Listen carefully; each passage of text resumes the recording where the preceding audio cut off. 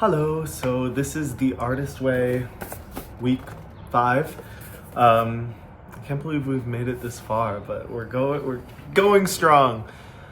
Okay, so this was a really intense week for me. A lot happened. I specifically want to talk about Tuesday, because Tuesday I took the day off work and I went on 4 auditions and I got seen at all of them, which is awesome. And then Tuesday night I had my second reading of my screenplay. So let's digress both of the things. Well, first of all, the topic of week 5 was rediscovering a sense of possibility, which I really liked. It talked about, there was a quote, it said, this is not going well. So the topic of week 5 was rediscovering a sense of possibility. One of the quotes it said was, pray to catch the bus, then run as fast as you can.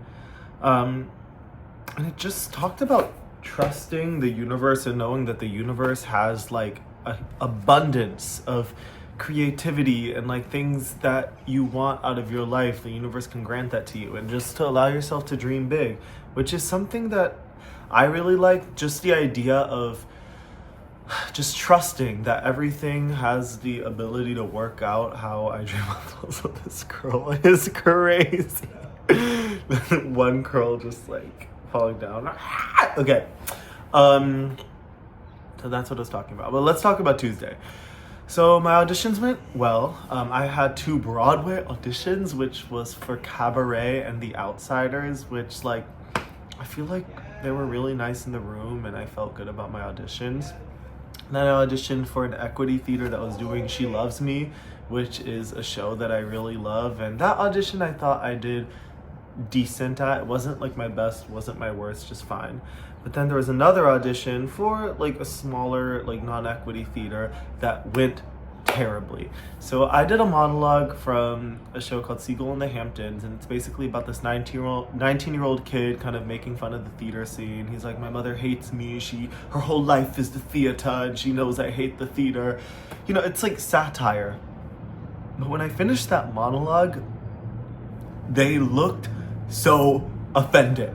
Like oh my God, like I literally I feel like they thought that I was like some crazy guy that like went into the audition room to make like some kind of statement against like producers and like theater. But no, it was just a monologue. And the reason I did it was because it's like a 19-year-old kid complaining, and one of the shows they were doing like had like a 19-year-old kid that was that did not go well.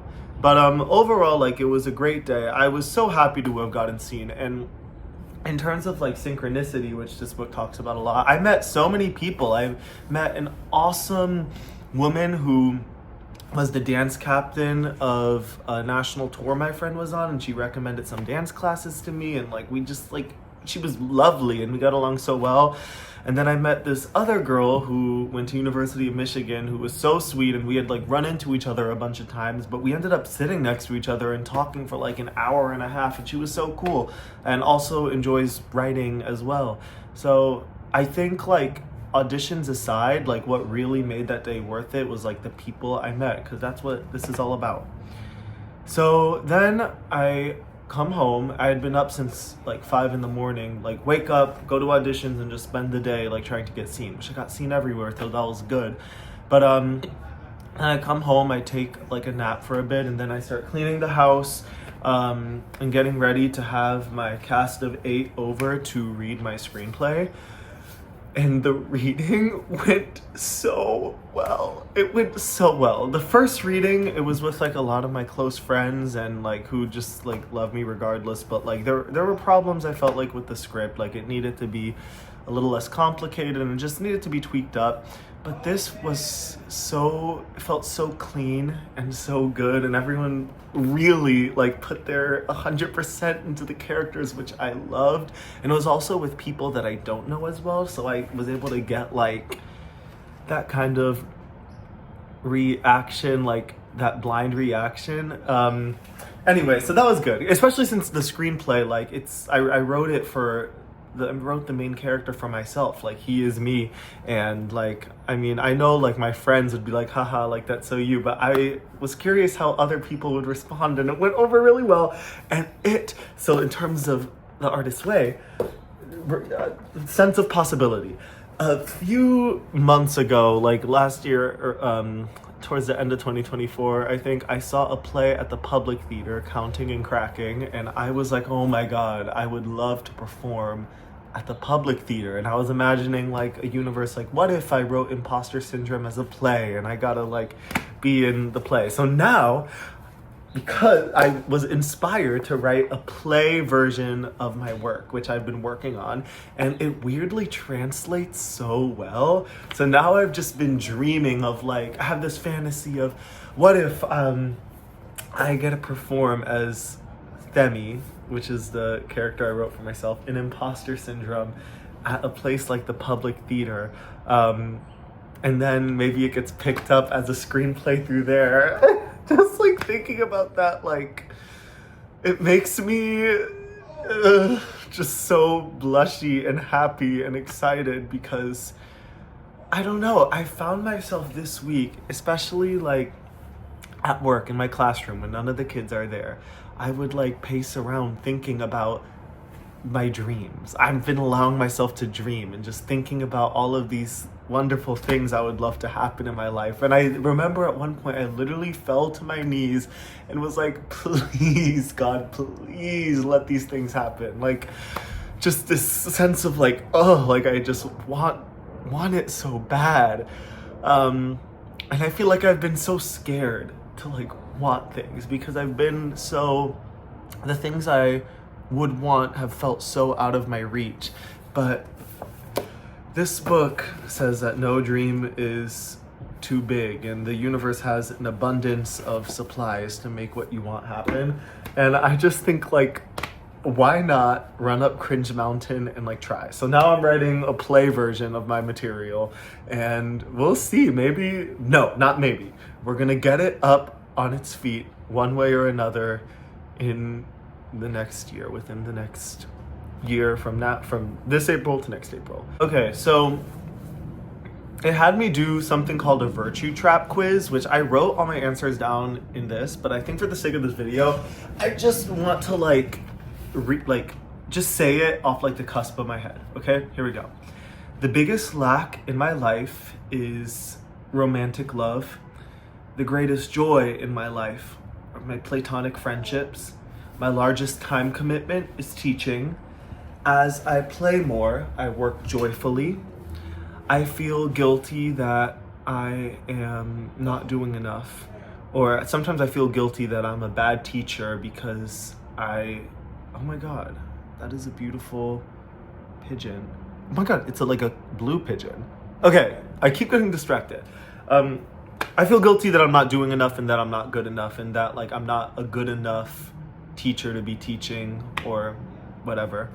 I worry that none of my dreams will ever come true. If my dreams come true, my family will be proud of me. I sabotage myself so that people will like me. If I let myself feel it, I'm angry that If I let myself feel it, I'm angry that there are people my age like achieving their dreams so effortlessly and so easily, whereas I feel like I'm like banging on a locked door.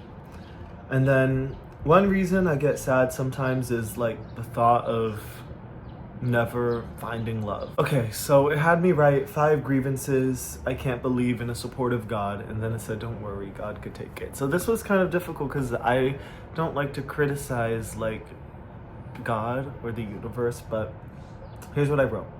1, people less deserving have their wishes come true. 2, it's so much easier for others. 3, it's hard to find people to help open doors. 4, I always catch on too late. 5, the idea of being trapped somewhere that I don't want to be. And then 6, feeling like I'm born with the wrong skill set. Like, I wish I had a higher voice or was a better dancer, or like, was a little taller or did not have gray hair or had less tension. You know what I mean? Like, I just feel like if I was a different person, it would be so much easier to achieve like my dreams. Okay. Woo, woo, woo, woo, woo, woo. I know. So I had to write down 5 more imaginary lives. So for this, instead of coming up with like imaginary lives, I just wrote down what I want to do. 1, actor. I want to be an actor. 2, screenwriter. 3, playwright. 4, talk show host. 5 was kind of hard because those 4 things like are all things that I want to do, but 5 I could see maybe a voice actor, a model, a novelist, storyboarder, which would be really fun. The next question was, if I had faith or money, I would try 1, to produce my screenplay. 2, I would travel to a new place every month. 3, I would start my own talk show. 4, I would always have fresh farmers market produce. And then 5, I would be in classes and training every single day. You know, I feel like I need to be a little bit stingy with my classes because I just physically cannot afford to take everything I want. So I'll do an acting coaching, a 30-minute acting coaching every week. I'm trying to do a voice lesson monthly or every 2 months. But I just literally would go broke if I took as many classes as I wanted to take. So this said, if I were 20 and had money, I would, 1, stop working as a teacher and fully put all my energy into performing and screenwriting. 2, pay for my work to be performed at a really nice theater and then star in it. Oh, I love the bird sounds. 3, fund my feature screenplay. 4, get in the door at all the fancy networking events. Okay, so when I'm not teaching, I work as a caterer. So this week, since we'll be on spring break for school, I'm working as a caterer at different events. But I find that like at like all of these like super fancy events, it's celebrities / successful people or like really, really rich people, which is why like a lot of super rich people and Nepo babies often like get the things that they want because they're constantly surrounded by people who can give them those things. Okay. 5, have time to do the things I want to do. But then after like writing all that, I had a revelation, which I wrote down, money is nice, but it's also nice to have something to fight for, you know? And I feel like achieving dreams is so much more satisfying when you do it from scratch. Next, it had me write, if I were 65 and had money. So I said, have a beautiful house in the States and in Greece, put my kids through college, help my friends and family, spend my days creating worry-free, tip servers and baristas ridiculously well, and then do what I want with my time, travel a lot. Then it had me write 10 ways that I am mean to myself. So 1, I assume that there is something wrong with me for how other people act. 2, I put others on a pedestal and look up at them from under their shadow. I always assume the absolute worst case scenario. 4, I'm always convincing myself that I'm fat. For some reason, I always feel super, super bloated and like, oh, my face looks like this and that, whatever. 5, expecting myself to be perfect. Taking things too seriously. Mentally grasping onto and dwelling over the same things. And then 10, comparing myself and being jealous of others, which we're working on and we're getting better at that. So then it had me write 10 items that I would like to own. I said, a vintage leather or Carhartt jacket, a summer house in Greece, a wooden bed frame, a nice room lamp, nice fitting standard white tees and tanks, great skincare, a Delta / JetBlue members thing, a quirky but airy vintage dresser with more space than like my dresser I currently have, and then a Wii with Super Mario Galaxy.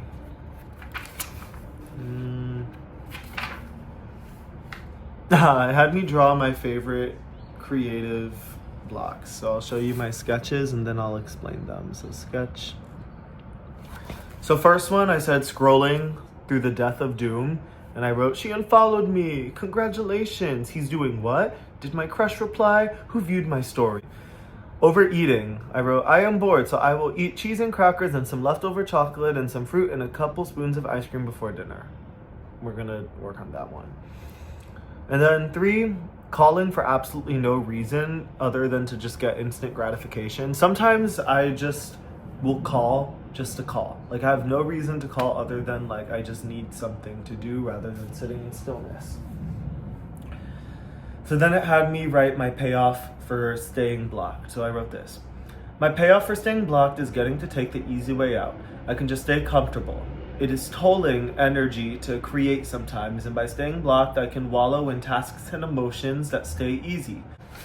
So then the final thing I'll talk about is I did my morning pages almost every day. During there were some days where I was just so unbelievably tired, I needed to just rest and sleep in, but I ended up doing the morning pages later in the day.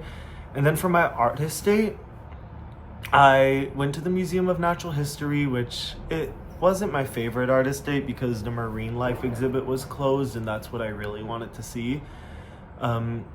But then after that, I went to a capoeira class. I think that's how you say it, capoeira. I'm gonna look at the pronunciation after this video.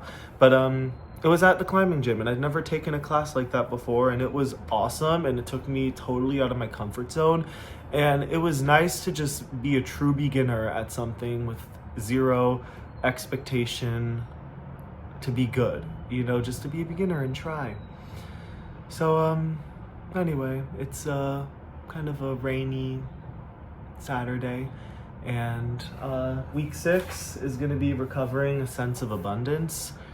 So all right, thanks for listening. These have been really fun to make. All right, bye, have a good day.